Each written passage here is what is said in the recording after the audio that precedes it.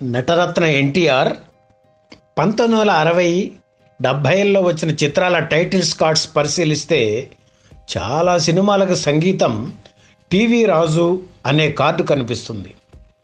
NIT పతాకంపై ఎన్టీఆర్ నిర్మించిన చిత్రాలకే కాకుండా ఆయన బయట నిర్మాతలకు చేసిన చిత్రాలకు కూడా టీవీ రాజు సంగీత దర్శకత్వం వహించారు. ఒక హీరో, ఒక సంగీత దర్శకుడు కాంబినేషన్లో దాదాపు 40 చిత్రాలు ఆ రోజుల్లోనే రావడం అంటే తెలుగు చిత్రరంగంలో ఒక రికార్డే. ఇంతలా వీరిద్దరి మధ్య సంగీతానుబంధం అల్లుకుపోవడానికి కారణం వారిద్దరూ మంచి మిత్రులు కావడమే. మద్రాస్ మాంబళంలోని వ్యాసారావు స్ట్రీట్లోని చిన్న గదిలో కలిసి ఉన్నప్పుడు ఎన్టీఆర్, టీవీ రాజుల మధ్య ఏర్పడిన సాన్నిహిత్యం ఇద్దరు తమ తమ రంగాల్లో ఉన్నత స్థాయికి ఎదిగినా అలాగే కొనసాగింది. ముఖ్యంగా ఎన్టీఆర్ జానపద, పౌరాణిక సినిమాలు అనగానే టీవీ రాజు సంగీత దర్శకుడిగా ఉండాలని అభిమానులు కోరుకునేవారు. గ్లాస్కో జుబ్బా, పంచే ధరించి వేళ్ల సందున సగం కాలుతున్న సిగరెట్ బిగించి నవ్వుతూ అందరినీ నవ్విస్తూ సరదాగా ఉండేవారు టీవీ రాజు. హిందుస్థానీ, పాశ్చాత్య సంగీతాలంటే ఆయనకు పంచప్రాణాలు. టీవీ రాజు ఏ పాట చేసినా సాంప్రదాయబద్ధంగా ఉండాల్సిందే. అదే తన పాటల విజయ రహస్యమని ఆయన చెప్పుకునేవారు. పౌరాణిక, జానపద, సాంఘిక, సినిమా ఏ జానర్కు చెందినా సరే తనదైన శైలిలో అందించిన టీవీ రాజు జీవిత విశేషాలు ఈ వీడియోలో చూద్దాం. టీవీ రాజు పూర్తి పేరు తోటకూర వెంకటరాజు. 1918 అక్టోబర్ 25న రాజమండ్రి తాలూకా రఘుదేవపురంలో పుట్టారు. ఆయన తండ్రి సోమరాజు భూస్వామి. 6 ఏళ్ల వయసులో ఉండగానే తండ్రి చనిపోయారు. అతి కష్టం మీద 4th ఫారం పూర్తి చేయగలిగారు. స్వగ్రామంలోనే నల్లాన్ చక్రవర్తుల కృష్ణమాచారి దగ్గర 3 ఏళ్లు నేర్చుకున్న సంగీతంతో 1934 శివరాత్రి రోజు నుంచి సంగీత పాఠాలు చెప్పడం ప్రారంభించారు టీవీ రాజు. 13 ఏళ్ల వయసులో రంగస్థలం మీద తొలిసారిగా హరిశ్చంద్ర నాటకంలో లోహితాస్యుడి వేషం వేశారు. టీవీ రాజు సినిమా జీవితం 1946లో మొదలైంది. శోభనాచల స్టూడియోలో హార్మోనిస్ట్ పోస్ట్ ఖాళీగా ఉందని ఆ స్టూడియోలో పనిచేసే రమా జోషి టీవీ రాజుకు కబురు చేశారు.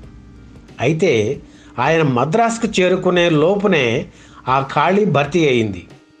ఆ తర్వాత సంగీత దర్శకుడు నాళం నాగేశ్వరరావు దగ్గర అసిస్టెంట్గా చేరి చంద్రవంక చిత్రానికి పనిచేశారు టీవీ రాజు. ఆ తర్వాత ఎన్టీఆర్ తొలి చిత్రం మన దేశంలో ఆర్గన్ అనే వాయిద్యం వాయించారు. నందమూరి, అక్కినేని తొలిసారిగా కలిసి నటించిన పల్లెటూరి పిల్ల చిత్రానికి సంగీత దర్శకుడు ఆది నారాయణరావుకు అసోసియేట్గా పనిచేశారు.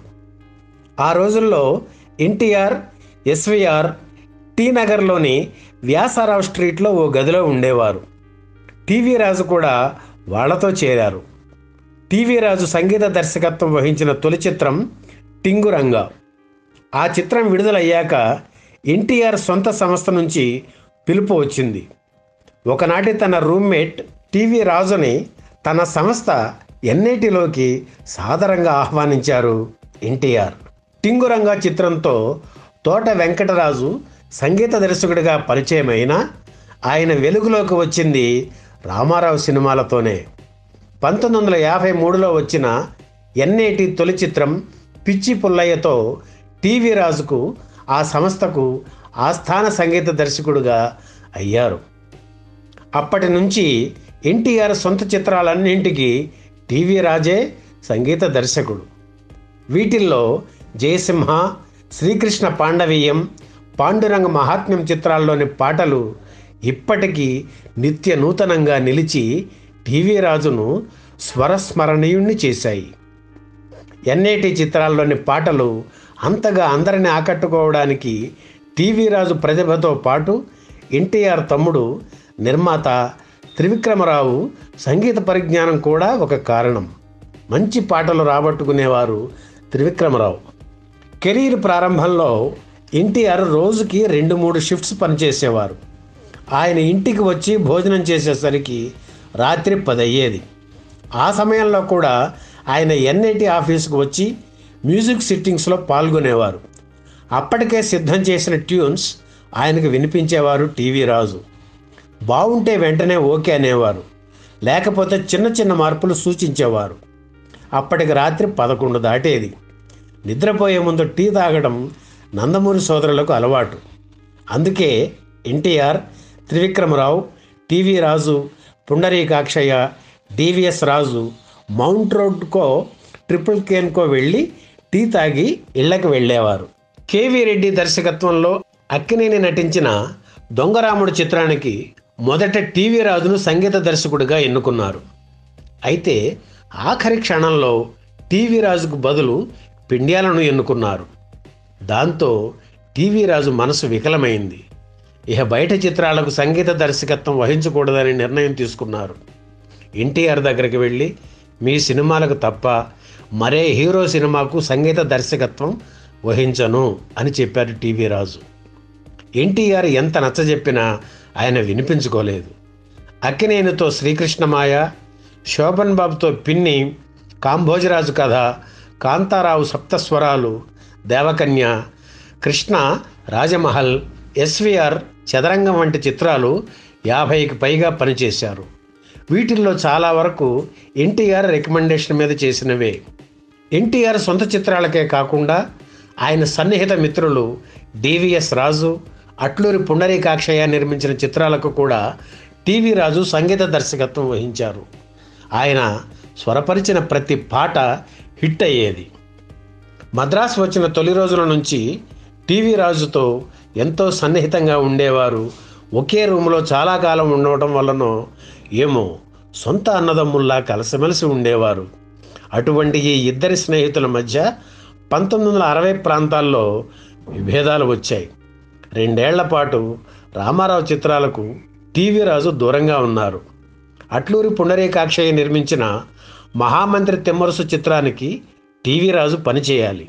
అయితే ఎన్టీఆర్తో మాటలు లేకపోవడంతో ఆ అవకాశం మిస్ అయింది. పెండ్యాల నాగేశ్వరరావు ఆ చిత్రానికి సంగీత దర్శకత్వం వహించారు. ఈ చిత్ర నిర్మాణ సమయంలోనే ఎన్టీఆర్ పెద్ద కుమారుడు రామకృష్ణ మరణించారు. బాధపడిన హృదయంతో ఎన్టీఆర్ ఇంటికి వెళ్ళారు టీవీ రాజు. చాలాసేపు ఎన్టీఆర్ పక్కనే కూర్చుని ఉన్నారు. ఈ సంఘటన మళ్ళీ వారిద్దరినీ కలిపింది. టీవీ రాజు 33 ఏళ్ల వయసులోనే పెళ్లి చేసుకున్నారు. ఆయన సతీమణి పేరు సావిత్రి. వారికి 2 పిల్లలు. పెద్దబ్బాయి సత్య సూర్యనారాయణరాజు, చిన్నబ్బాయి సోమరాజు. పెద్దబ్బాయిని డైరెక్షన్ డిపార్ట్మెంట్లో, చిన్నబ్బాయి సోమరాజును సంగీత విభాగంలో చేర్పించారు టీవీ రాజు. రాజ్ కోటి సంగీత దర్శకద్వయంలో రాజ్ ఈ సోమరాజే. ఒకప్పటి తన రూమ్మేట్ అయిన ఎన్టీఆర్, ఎస్వి రంగారావు కాంబినేషన్లో బాలనాగమ్మ చిత్రం నిర్మించారు టీవీ రాజు. 1959లో విడుదలైన ఈ చిత్రానికి వేదాంతం రాఘవయ్య దర్శకత్వం వహించారు. చిన్న వయసులోనే టీవీ రాజు మధుమేహ వ్యాధి బారిన పడ్డారు. 1971లో ఆయన కాలికి గ్యాంగ్రీన్ వచ్చింది. అది వ్యాప్తి చెందితే కాలు చెయ్యి తీసేయాల్సిందే. అందుకే మొదట బొటనవేలు తీసేశారు. అప్పటి నుంచి ఆయన ఆరోగ్యం బాగా దెబ్బతింది. చివరికి తన 55వ ఏట 1973 ఫిబ్రవరి 20న గుండెపోటుతో పరమపదించారు. టీవీ రాజు కన్నుమూసే నాటికి ఆయన చేతుల్లో 4 చిత్రాలు ఉన్నాయి. అందులో ఎన్టీఆర్ 2 చిత్రాల్లో మనుషుల్లో దేవుడు, ధనమా దైవమా. మనుషుల్లో దేవుడు చిత్రంలోని Varudhini Pravarakhya musical ballet compose చేశారు, కానీ రికార్డు చేయలేదు. సాలూరి హనుమంతరావు ఆ రికార్డింగ్ పూర్తి చేశారు. టీవీ రాజు 100కు పైగా తెలుగు సినిమాలకు, 5 తమిళ చిత్రాలకు, ఓ కన్నడ సినిమాకు పనిచేశారు. అవన్నీ బ్లాక్ అండ్ వైట్ చిత్రాలే. కలర్ సినిమాకు సంగీత దర్శకత్వం వహించాలనే కోరిక ఆయనకు ఉండేది. అయితే అది పూర్తిగా తీరలేదు, కానీ కొంతవరకు నెరవేరిందని చెప్పాలి. ఎన్టీఆర్ నటించిన కథానాయకుడి చిత్రంలో పతాక సన్నివేశంలో ఇంతేనయ్యా తెలుసుకోవయ్యా పాటను తెల్లా పెళ్ళామా చిత్రంలోని ఖవ్వాలి పాట నువ్వు నవ్వుతున్నావును రంగుల్లో చిత్రీకరించారు. తన రంగుల పాటలను చూసుకొని టీవీ రాజు మురిసిపోయేవారు. ఎన్టీఆర్ తొలిసారిగా దుర్యోధనుడి పాత్ర పోషించిన శ్రీకృష్ణ పాండవ్యం చిత్రంలో ఇంట్రడక్షన్ సాంగ్ స్వాగతం సుస్వాగతమును డాక్టర్ సి నారాయణ రెడ్డి సుదీర్ఘ సంస్కృత సమాసాలతో రాశారు. పాశ్చాత్య వాద్యాల మేళవింపుతో ఈ పాటను స్వరపరిచారు టీవీ రాజు. అలా ఈ క్లాస్ సాంగ్ను మాస్ దగ్గరకు తీసుకెళ్లారు టీవీ రాజు. ఎన్టీఆర్ దుర్యోధనుడి గెటప్ను దృష్టిలో పెట్టుకుని క్లబ్బుల్లో వాడే ట్రంపెట్స్తో ఈ పాటను కంపోజ్ చేశారు టీవీ రాజు. అయితే ఎన్టీఆర్ తమ్ముడు త్రివిక్రమరావుకి ఇలా ట్రంపెట్స్ వాడడం నచ్చలేదు. ఎన్టీఆర్కు తన ఆలోచన ఏమిటో టీవీ రాజు వివరించారు. అయితే అలాగే ఉండనివ్వండి, వెరైటీగా ఉంటుంది అని ఆమోద ముద్ర వేశారు ఎన్టీఆర్. మీరు ఇప్పుడు మరోసారి ఆ పాట వినండి. టీవీ రాజు ప్రతిభ ఏమిటో మీకు అర్థమవుతుంది. టీవీ రాజు పేరు చెప్పగానే అందరికీ మొదట ఆయన ధరించే టోపీ గుర్తుకు వస్తుంది.